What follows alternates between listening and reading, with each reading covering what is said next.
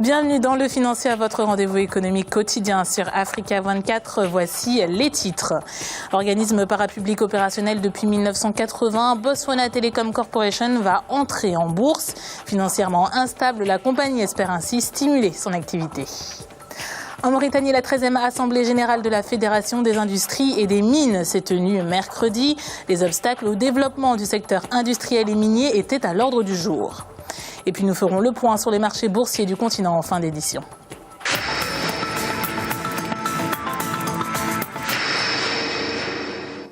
Botswana Telecom Corporation mise sur la bourse pour se refaire une santé financière. La compagnie en proie à des difficultés économiques se tourne vers la privatisation pour relancer sa croissance. L'entreprise s'est lancée dans une campagne de marketing pour expliquer sa démarche au public. Les détails de Djaranjai. Botswana Telecom Corporation, l'opérateur historique de télécommunications au Botswana, poursuit sa tournée nationale de sensibilisation du public à son introduction en bourse. Une transaction possible via une cession par le gouvernement de 49% de ses parts, dont 5% seront strictement réservés aux employés de l'entreprise. Bon, je pense que la cession des parts par le gouvernement botswanais de Botswana Telecom est une bonne chose dans la mesure où on sait qu'en Afrique, à ce jour, les NTIC suivent une croissance qui est relativement importante et tous les pays doivent se doter, si vous voulez, de ces nouvelles technologies qui sont importantes pour la population. Une campagne promotionnelle a été lancée le 10 octobre dernier afin d'inciter les Botswanais à investir dans une entreprise qui participe à l'économie du pays. Une participation où devra également répondre présent d'autres investisseurs internationaux. Donc je pense que Botswana Telecom, son introduction en bourse constituera un succès dans la mesure où en Afrique, aujourd'hui, on sait que c'est un secteur qui est en forte croissance et qui permettrait éventuellement, à Botswana Telecom, de pouvoir maîtriser la croissance de son économie et sa propre croissance. Dans la mesure où c'est un acteur historique dans le pays, je pense que les investisseurs feront confiance puisque c'est un secteur qui est très très dynamique en ce moment. Donc cette cession des parts-là, par le gouvernement obéit à cette logique de croissance qui ne peut qu'être positive pour le pays. L'entrée en bourse de Botswana Telecom Corporation sera effective le 7 novembre prochain. 168 millions de dollars, c'est à ce montant que se chiffre l'emprunt obligataire que va émettre le Kenya. Les fonds récoltés seront destinés à financer les projets dans les domaines du transport, de l'énergie et de l'eau. Les investisseurs locaux sont sollicités par l'intermédiaire d'une vente aux enchères qui débutera le 22 octobre. Le coupon obligataire, soit les intérêts versés aux investisseurs, sera de 11%. Protéger les industries locales pour stimuler l'économie, c'est le combat mené par les industriels de Mauritanie. Réunis en assemblée générale ce mercredi à Nouakchott, la capitale, ils ont fait l'état des lieux de leur secteur. Reportage de notre correspondant Franck Ndofina. Il est urgent de réfléchir sur une nouvelle stratégie de promotion des industries locales en Mauritanie. C'est l'avis des opérateurs économiques du secteur industriel réunis ce mercredi à Nouakchott. La 13e Assemblée générale de la Fédération des industries et des mines a réfléchi sur les nombreux obstacles au développement du secteur industriel et minier. On a deux problèmes majeurs. Un problème qui est endogène, l'autre qui est exogène. L'exogène, c'est tous les produits que nous avons qui abondent le marché, qui ne sont pas forcément des produits de bonne qualité, et surtout dans le domaine laitier, et qui faussent la concurrence et qui inondent le marché. Et je pense que l'État a pris des mesures actuellement qui est le relèvement de la taxe. Et il y a d'autres problèmes endogènes, comme je l'ai dit tantôt, qui sont dus au coût de facteurs de production, qui sont élevés par rapport à ce qu'on voit dans la sous-région. La Mauritanie, pays à économie libérale, compte sur le secteur privé pour promouvoir le développement des industries et des mines. Afin d'encourager les opérateurs économiques locaux, le gouvernement a par exemple mis en place une taxation supplémentaire pour les produits laitiers et de l'eau minérale venant de l'extérieur.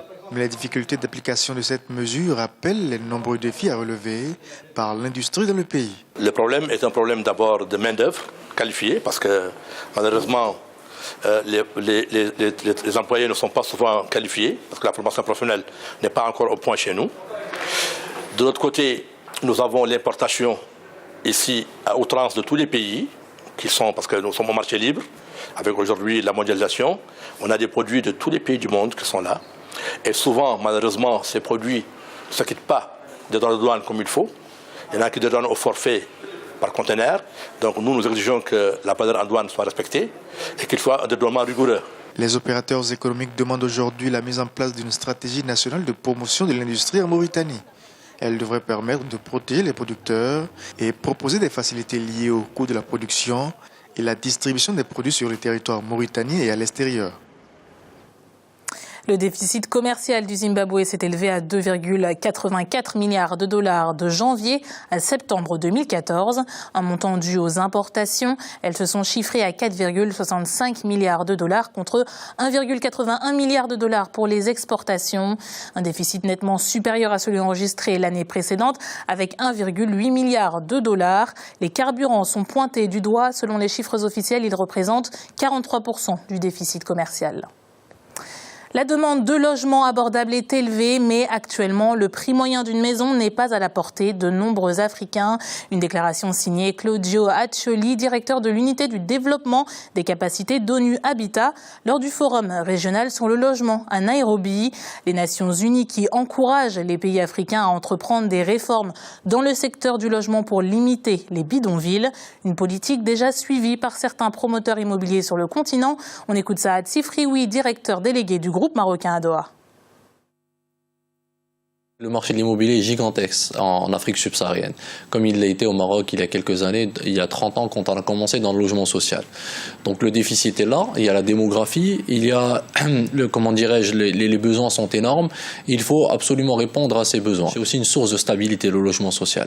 C'est socialement parlant, c'est très très important, l'impact est très important. Et au Maroc, il y a eu une volonté politique très importante au niveau de feu Sa Majesté Hassan II et du souverain Mohamed VI, qui ont mené une politique volontariste pour l'accès au logement, donc ce qu'on appelle le programme Ville sans bidonville. Nous sommes implantés aujourd'hui dans 16 pays, donc la première implantation remonte en 2011 en Côte d'Ivoire. Donc nous avons lancé en Côte d'Ivoire un programme de 10 000 logements, et puis au Cameroun, 2500 logements, puis au Congo-Brazza 10 000 logements, au Congo-Kinshasa 15 000 logements, donc nous sommes sur à peu près 100 000 logements à horizon 2020 lancés à la construction. Donc ce sont de grands projets.